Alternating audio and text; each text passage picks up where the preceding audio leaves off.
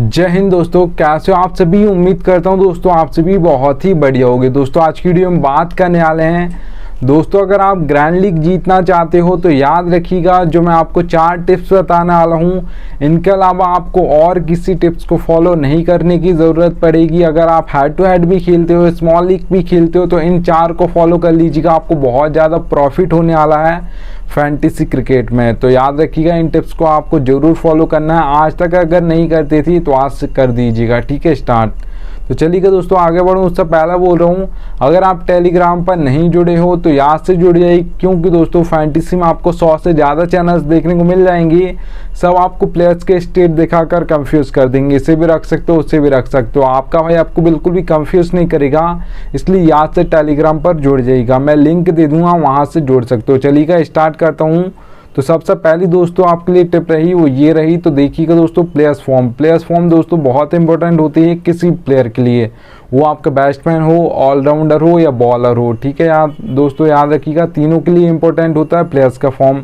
अगर दोस्तों याद रखिएगा वही प्लेयर जो बहुत अच्छे रन्स मार रहा है, जब उसका फॉर्म जाएगा तो वही प्लेयर लगातार आपको फ्लॉप होते हुए दिखाई देगा, और जब उसका फॉर्म अच्छा चल रहा होगा तो वही प्लेयर लगातार आपको परफॉर्मेंस करते हुए दिखाई देगा, ठीक है, भले वो कोई भी हो।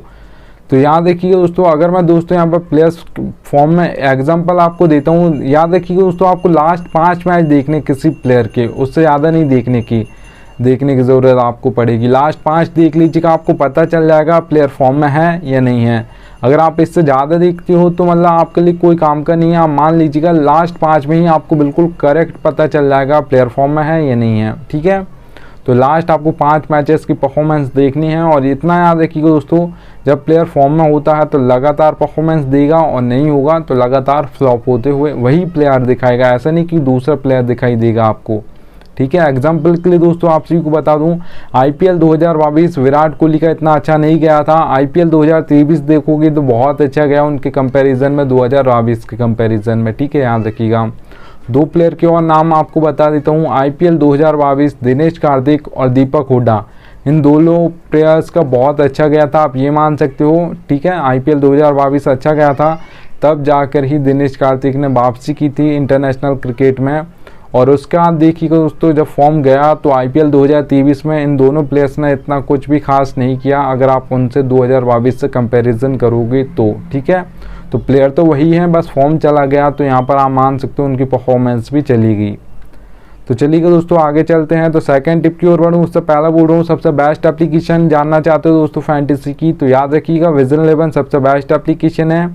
यहाँ पर खेलोगी तो फ़ायदा क्या होगा वो बता देता हूँ। देखिए मैंने लिख कर रखा 550 का प्रॉफिट, अभी होगा कैसा है देखिएगा। ड्रीम 11 पे आपको हेड टू हेड कॉन्टेस्ट देखने को मिलेगा 5750 प्रेम, प्राइस पोल कितना है 10,000 है, ठीक है।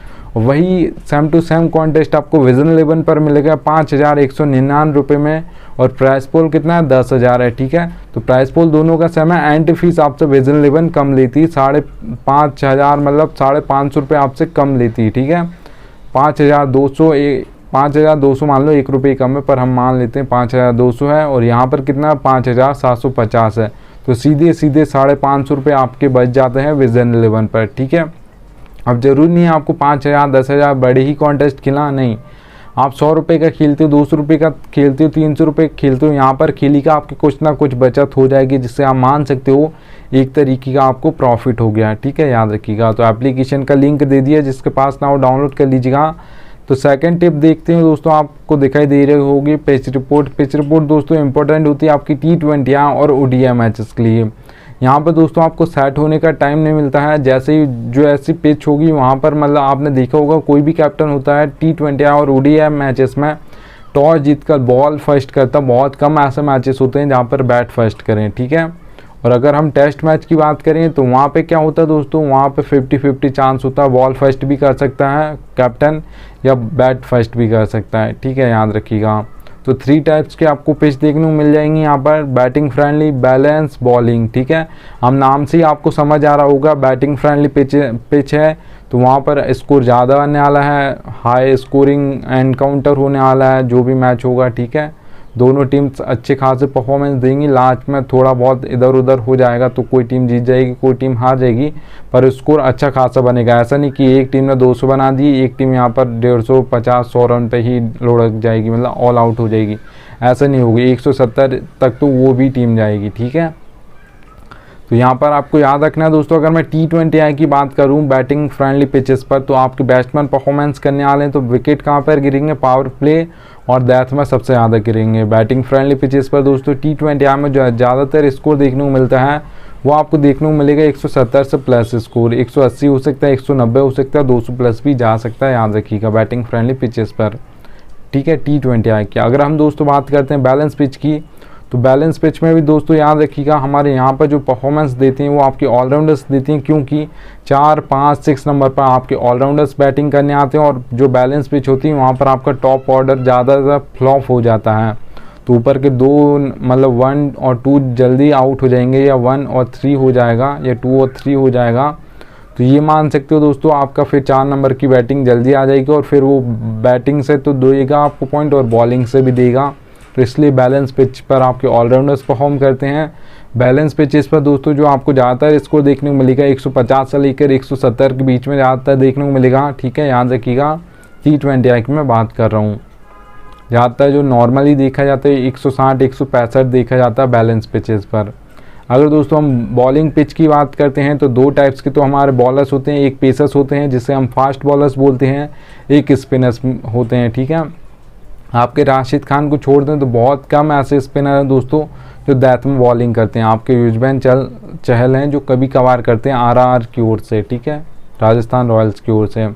तो देखिएगा दोस्तों कोई भी बॉलर होता है मतलब जो विकेट गिरते हैं सबसे ज़्यादा वो डेथ ओवर्स में गिरते हैं, और पावर प्ले में उससे थोड़े से कम गिरते हैं, ठीक है। पावर प्ले में भी आपको बल्ला घुमाना होता है, और डेथ में तो घुमाना ही होता है, आप सेट हो या नहीं हो, पहली बॉल से ही आपको घुमाना होगा क्योंकि टाइम नहीं मिलता वहाँ सेट होने का। तो याद रखिएगा बॉलिंग दोस्तों जो बॉलिंग डेथ में करता है वहाँ पर एक एक ओवर में 2-2, 3-3 विकेट ले जाता है। जो सबसे ज़्यादा हैट्रिक्स ली जाती हैं वो भी डेथ ओवर्स में ही ली जाती हैं, ठीक है, याद रखिएगा।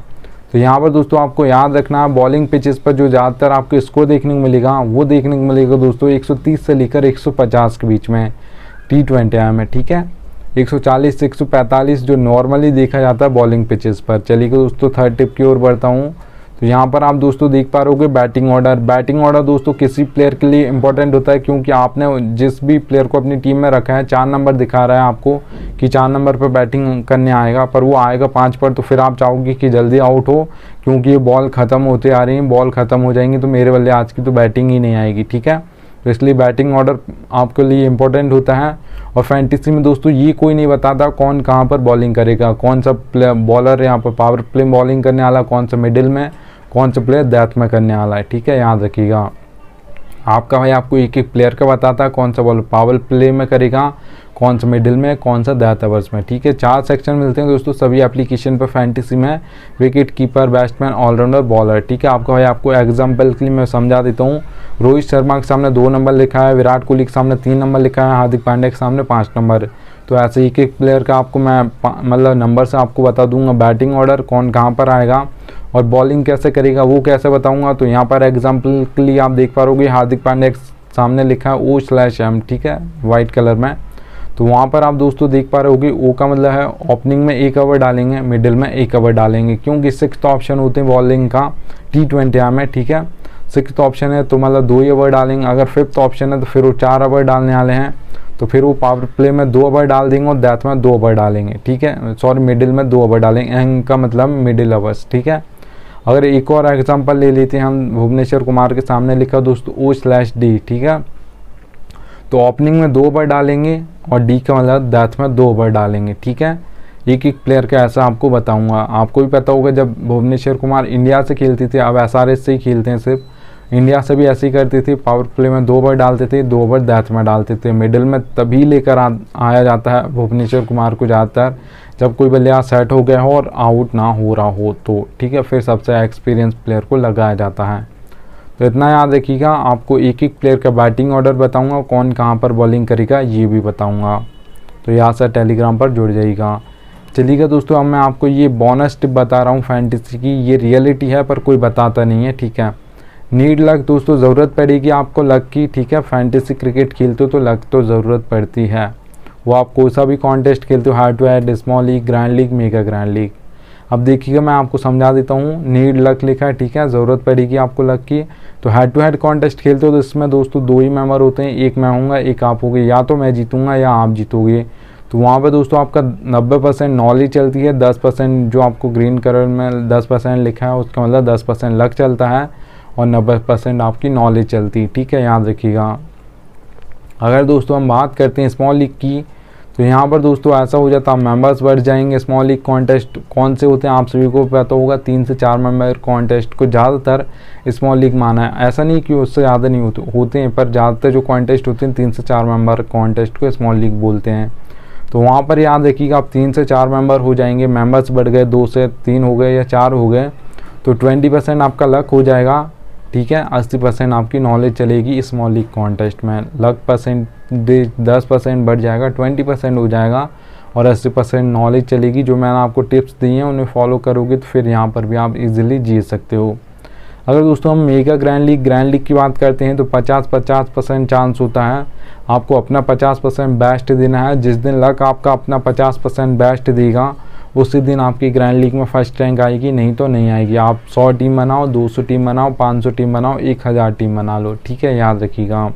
ये रियलिटी है फैंटेसी क्रिकेट की, पर कोई बताएगा नहीं, इतना याद रखिएगा।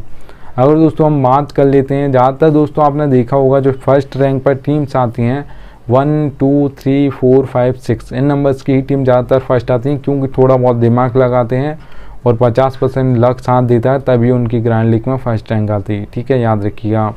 अगर दोस्तों मैं यहाँ पर बात करता हूँ, मतलब जो आपने दूसरी टीम, बहुत कम ऐसी टीम्स होती हैं जो 16 नंबर, 15, 18, 19, 20 नंबर की टीम फर्स्ट आ जाए, बहुत कम होता है ऐसा, ठीक है, याद रखिएगा।